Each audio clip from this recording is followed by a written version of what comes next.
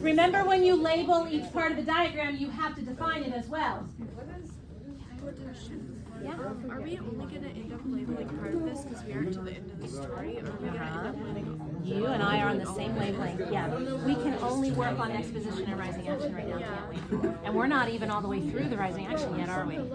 Yeah, so we've got a lot of room over there. And we might have to write smaller when we start documenting those details that are rising action. And then if you read the steps, we're going to add the conflict in there too. So like if we see man versus man conflict, we need to label our details man versus man. Those are the instructions that I haven't given out to everybody yet. Okay. But yep, you're thinking ahead and I love it.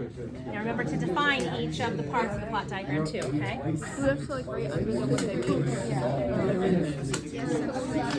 Because you can stand up to get a better angle.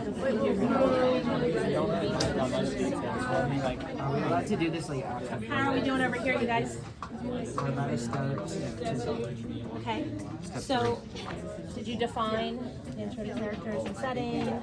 There's conflict and rising action. We've got a turning point. We've got conflict. We've got tension. All conflict resolved. Nice. I love it. Okay. You guys are ready to go on to the next step, Will we be right? able to do this after break? Absolutely. We are not going to be expected to finish it today. Why do you think we can't finish this whole thing today? Oh, Well, time, obviously, but what? We hadn't read the whole story. What parts of the story have we read? to the A little bit of here. Up to about a little bit of the rising action, right? Well, would the climax be like when he falls in? No. No. Is that the turning point? No, remember, this is a long short story, so we haven't made it to the turning point yet. Yeah. So you guys are thinking exactly in the right way here with this, okay? All right. On yacht. So clap 3 times if you can hear me. Clap 2 times if you can hear me. Okay, that's better. Most of you can hear me. Listen. Once you have labeled the 5 parts of the diagram with their names, and hopefully they're spelled correctly, and the definitions of what those things are, then you're going to go to step 2 on the green sheet. Step 2 says to add evidence of each part of the plot diagram by listing the relevant details from the short story that pertain to each part. Well, for exposition, that's not too involved, is it? There are a few things that you need to include because the exposition does what? Let me hear you tell me. Introduces what? Characters and setting. Good job. So, not a whole lot to consider there, but there is information to consider, right? There are details to put there by the exposition. That's why you have space underneath that line. Okay? Next, it says, number 3, and everybody look at your green sheet and read this with me, please, so that we all have seen it and heard it. Consider the sequence of events as evidence from the story is placed on the poster page in the appropriate section of the diagram. All details should be written in the order of occurrence within the story. So sequence of events is important, and that's where you have to start discussing. You also have to pick out how or decide how you're going to set up your details on the poster. Are you going to put little tick marks along the rising action line? And maybe you have short tick marks and longer ones to use up more of the poster paper. Do you see what I'm saying? So you can put some information close to the line, some information away from the line, so that you can fit more. And why do we need to fit as much as we can? Well, we're trying to collect the details, but we haven't made it to the turning point of this story yet. We're not even through all the rising action. Rainsford just met Ivan and General Zaroff. There's a lot more to go. Okay? Everybody with me? So you have to decide what are the most important pieces of detail, of evidence, details from the story that constitute the rising action. Okay, and then number 4, discuss which details are most important and significant in revealing the various conflicts.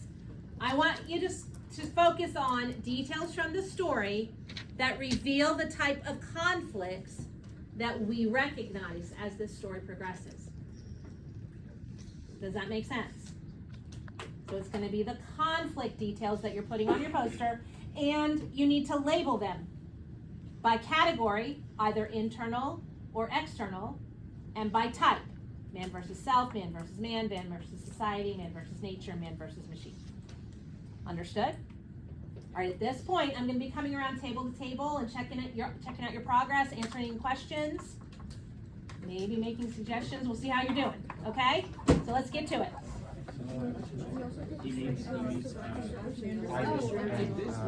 Well, first he watches Like over here. Do we have falling action yet? No, but he's asking where we would write it because I wrote he falls off the yacht right here. So he's like, Okay, so using this space here is okay too, as long as you have an arrow that tells me where it's coming from. So like here, just having a dash, you might want to put the arrow mark there, so I know it's part of the rising action, okay? I mean, obviously it's pretty clear right now. Yeah, that's great, that's great. And then what I meant when I said tick marks, if I can just do this, is like, you might have a short line here and write something, you might have a longer line here and write something. Okay. Okay, and I'll let you, I'll erase this for so we you. could we just like connect it? You could, totally. Yep. Okay? Okay. Right, but you're gonna focus on details that indicate the conflict. So rain started falling off the yacht, we got that. What kind of conflict is that? Man versus. Okay, why is this man, that's great, why is this man versus machine? What makes you say that? Because the yacht is a machine. Because the yacht's a machine and he's falling off of it, right? Yeah. Okay. Why did he fall off the yacht? What caused him to fall off the yacht? Because he was like trying to pick up his cigarette, right? Well, it was a pipe, yeah. He was trying to catch his pipe. Why did he have to catch his pipe though? He was he like peering over the edge and he dropped it? On the edge as in a railing? Yeah. And his pipe hit something. I think it was a rope. And knocked it out of his mouth. And he realized that he had leaned too far to reach for his pipe to try and catch it, and that's how he fell over the yacht. Silly Ray. What? I know, right? But what piqued his curiosity? What made him lean over that railing like that? Because he was hearing gunshots. Because he was hearing gunshots. Is that another man versus machine conflict? Because wasn't it the gunshots that? Well, wait, before you write it, let's think about where we want to write it because we have to put it in order. Oh yeah. So what did Rainster do first? He heard gunshots and then he, okay, and then in parentheses by each detail, label it. What type of conflict is it? Okay, so man versus machine, is that internal or external? That's external. You're doing great. And then put a dash mark after that and write external. Nice. All right, and then you'll do the same thing for what happened first. And maybe you want to put what happened first, like draw an arrow right here and keep it in line with your resolution. Okay? And I'm going to leave you guys to go to it at this point. Okay? Okay. All right. Who's they? Whitney and And Rainsford, and who else? The crew. the crew. And the Oh, captain. oh, okay. So maybe you need your books so you can get all those details. Get your books out. Starts on page 333, by the way. So we know this is setting. They're on the yacht. Where is the yacht? Who's on the yacht? I need more details here. Okay? All right. How are we doing over here? Not good. Oh, what makes you say that? I don't know what we're supposed to be writing, like Okay. the end of the story Okay, of these. so let's start with exposition. Let's make sure we understand. What do you have so far? You have learn about characters, setting, and time. Okay, so setting is place and time, right? So, and how many, well, I don't need you to count the characters, but if you had your books, open to page 333, you might be able to list the characters under here. Maybe you want to make 2 columns, one for characters, one for setting, and then list the details that you know for each one, and you'll be on your way. Okay, and I'll check back with you in a few minutes. You did a good job labeling. Good job. Okay.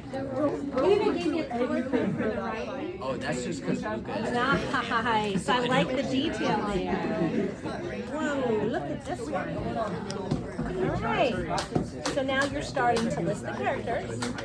And then are you going to list the setting over here? Is that what that's for? Perfect. Okay, and I love that you're using your book to help you. Do you guys have any questions for me? Let me leave you alone so you can keep going.